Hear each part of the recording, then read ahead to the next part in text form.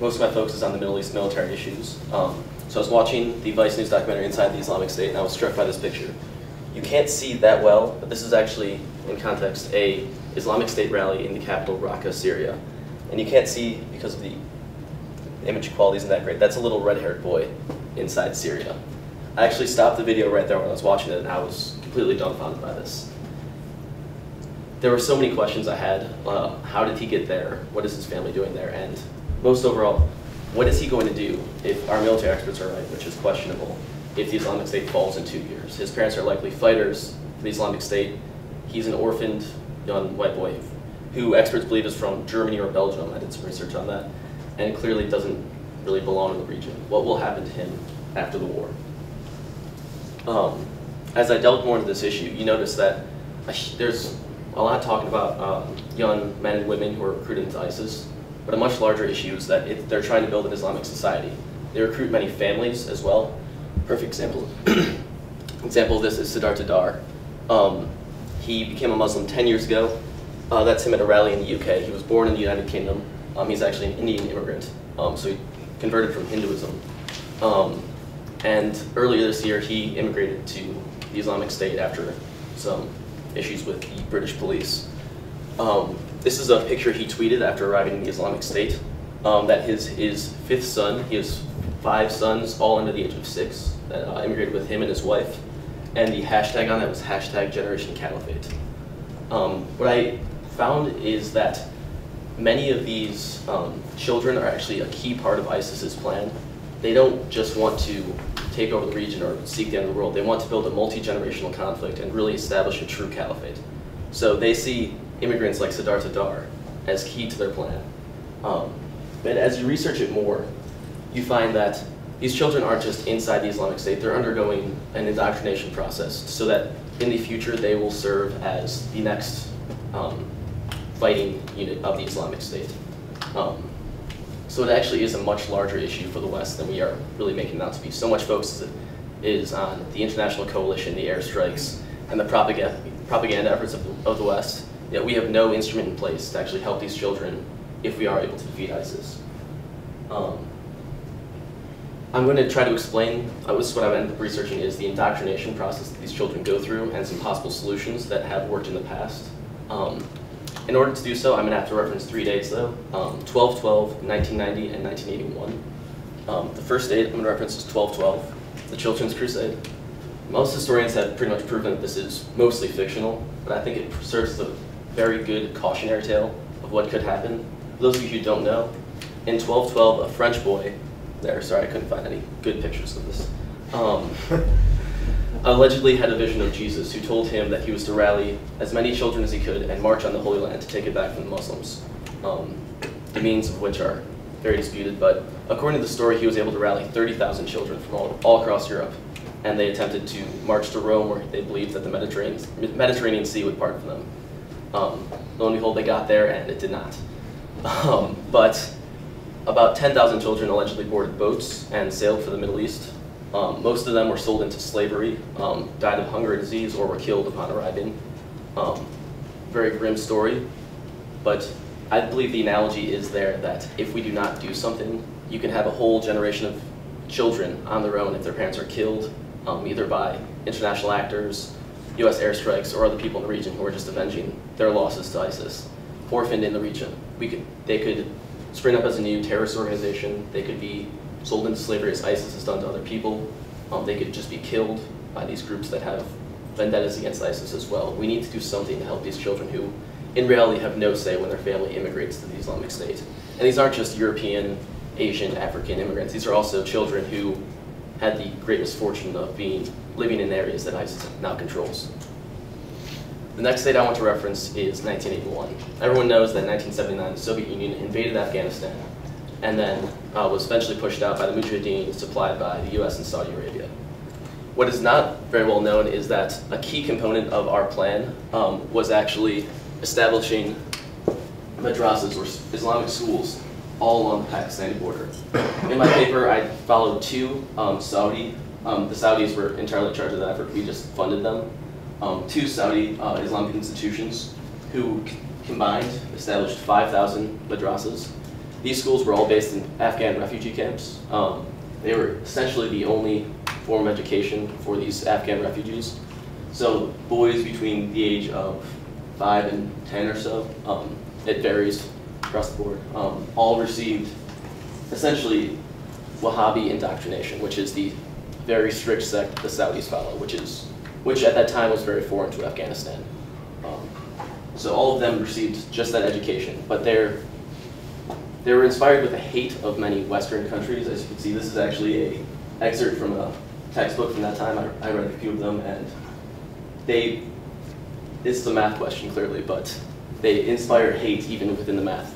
But it's much more of an ideological insertion. They don't train these children to use an AK-47 right away in school. They build this idea inside them, and I would posit that you'll notice that the Taliban didn't rise until 1993, roughly the time that these children would be maturing into adulthood.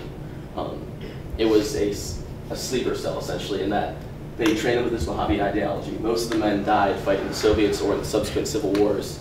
These children rise to adulthood, and they all have the same ideology, this Saudi Wahhabi ideology, which eventually allowed the Taliban to take control very rapidly because they actually were able to build a unified front in Afghanistan.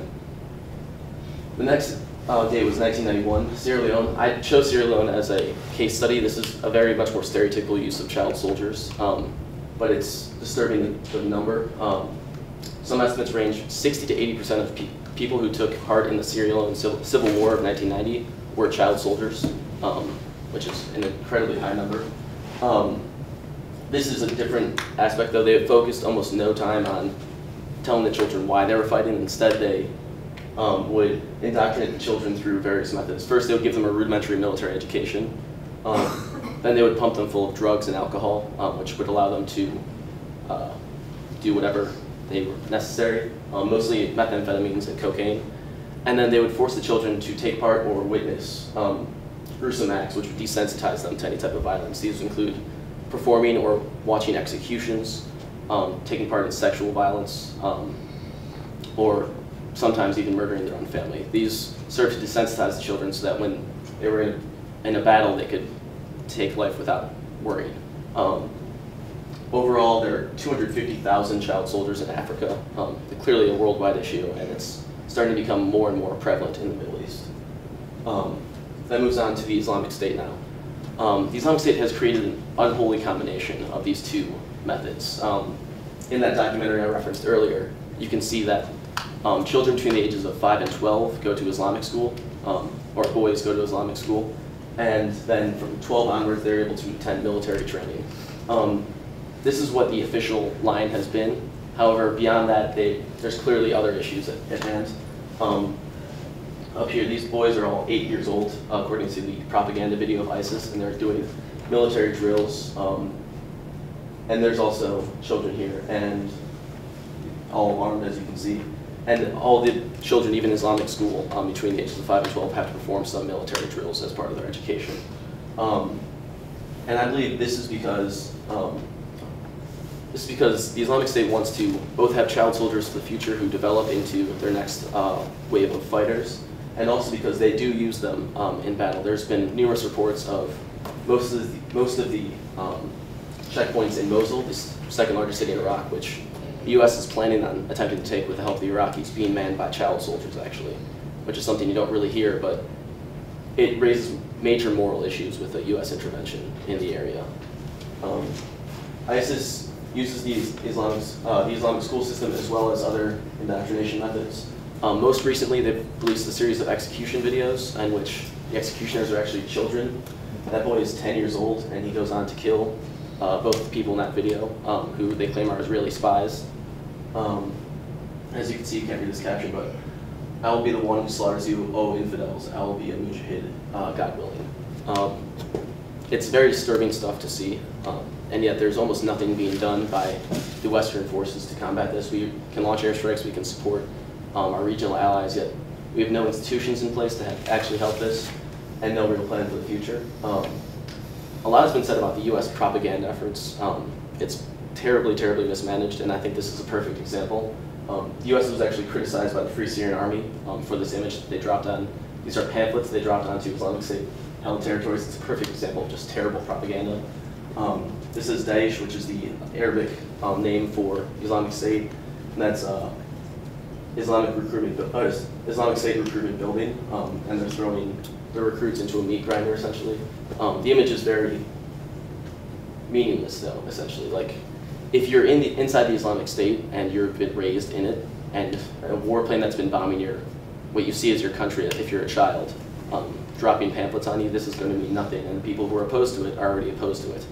When you think about it, you're not going to swing someone 180 degrees on their views with one pamphlet.